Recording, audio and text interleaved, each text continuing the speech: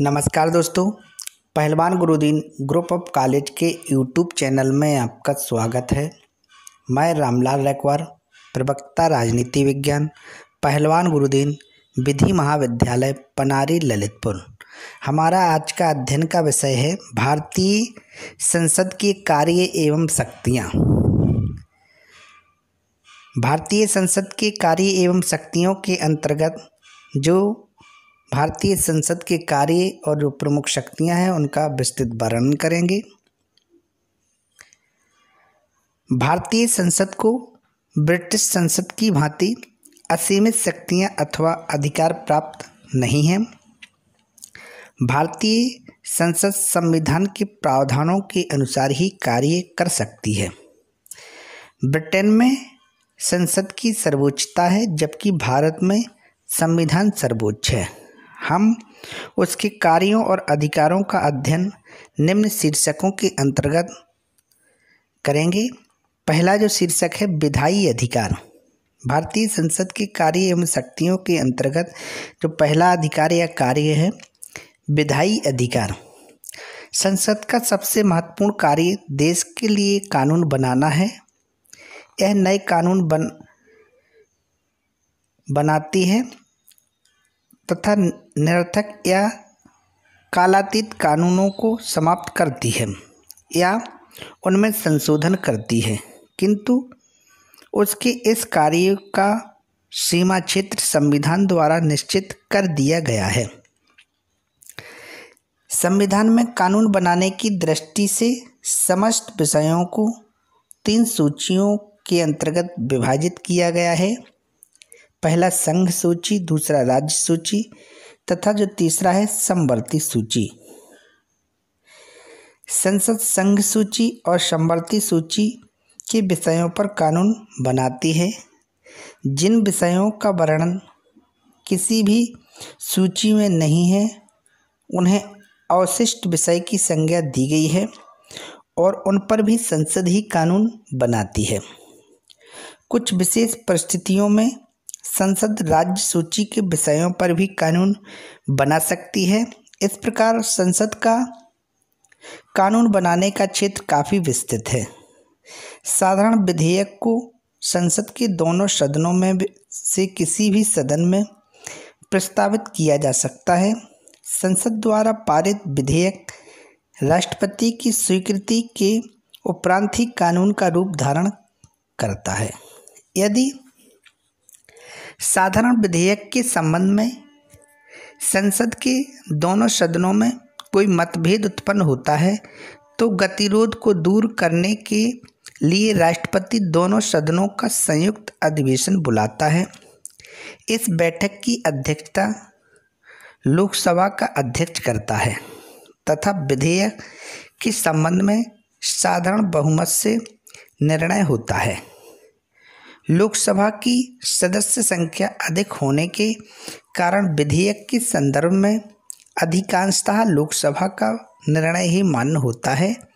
धन विधेयक के अतिरिक्त राष्ट्रपति किसी भी विधेयक को पुनर्विचार के लिए संसद के पास भेज सकता है, किंतु जब यह विधेयक पुनर्विचार के पश्चात संसद से स्वीकृत हो जाता है तो राष्ट्रपति को इस पर अपनी स्वीकृति देनी पड़ती है। भारतीय संसद के कार्य एवं शक्तियों के अंतर्गत जो दूसरा कार्य है वित्तीय अधिकार। देश के वित्त पर संसद का एकाधिकार है। उसे कर लगाने और खर्च की स्वीकृति देने का महत्वपूर्ण अधिकार प्राप्त है। संविधान के अनुच्छेद 265 में यह प्रावधान किया गया है कि कानूनी अधिकारिता के अतिरिक्त किसी प्रकार का कर आरोपित नहीं किया जाएगा। वर्ष के प्रारंभ में राष्ट्रपति संसद में भारत सरकार की आय व्यय का अनुमानित विवरण प्रस्तुत करता है, जिसे बजट कहा जाता है। भारतीय संसद के कार्य एवं शक्तियों के अंतर्गत अगला जो कार्य है संविधान में संशोधन का अधिकार। संसद को संविधान में आवश्यकतानुसार संशोधन करने का अधिकार भी दिया गया है। संसद संविधान में संशोधन संविधान में दी गई विशेष प्रक्रिया के आधार पर ही कर सकती है। कुछ विषयों में संविधान संशोधन के लिए संसद के दोनों सदनों में अलग अलग कुल उपस्थिति बहुमत एवं मतदान करने वालों के 2/3 बहुमत की आवश्यकता होती है तथा कुछ विषयों के लिए संसद के साथ ही कम से कम आधे राज्यों द्वारा उसकी पुष्टि आवश्यक होती है। भारतीय संसद के कार्य एवं शक्तियों के अंतर्गत जो अगला कार्य है, कार्यपालिका से संबंधित अधिकार। कार्यपालिका से संबंधित अधिकारों के अंतर्गत संसद को अनेक प्रशासकीय अधिकार प्राप्त हैं। केंद्रीय कार्यपालिका की शक्ति मंत्रिपरिषद के हाथ में होती है और मंत्रिपरिषद सामूहिक रूप से लोकसभा के प्रति उत्तरदायी होती है। लोकसभा मंत्रिपरिषद को अपदस्थ भी कर सकती है। संसद महाभियोग द्वारा राष्ट्रपति को भी पदच्युत कर सकती है। संसद का कोई भी सदस्य मंत्रियों से लिखित या मौखिक रूप में पूछ सकता है कि तथा मंत्रिपरिषद की नीतियों एवं कार्यों की आलोचना कर सकता है।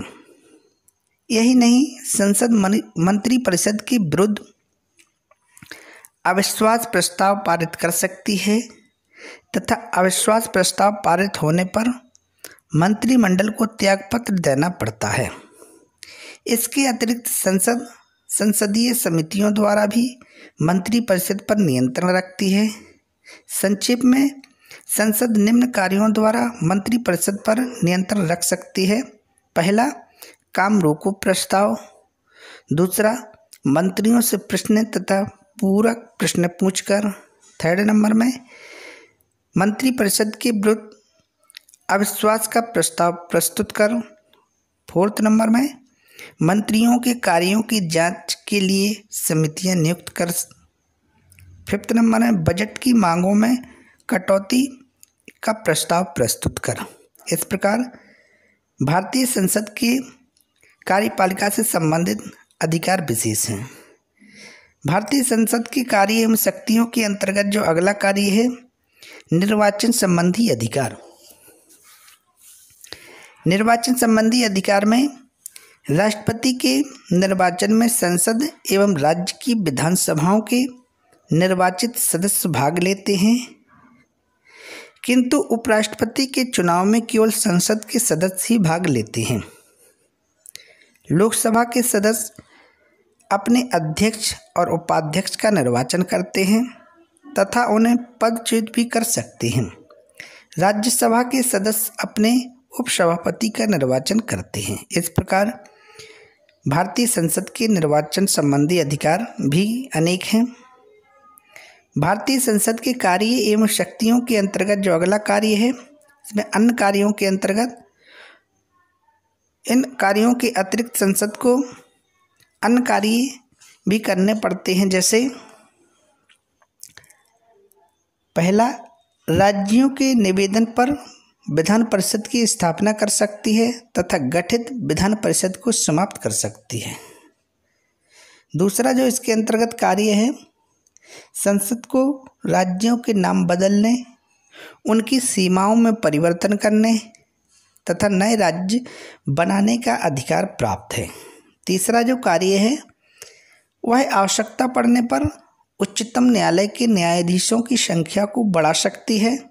साथ ही विभिन्न अधिकारियों और सदस्यों की योग्यता एवं वेतन निर्धारित करने का भी अधिकार संसद को प्राप्त है।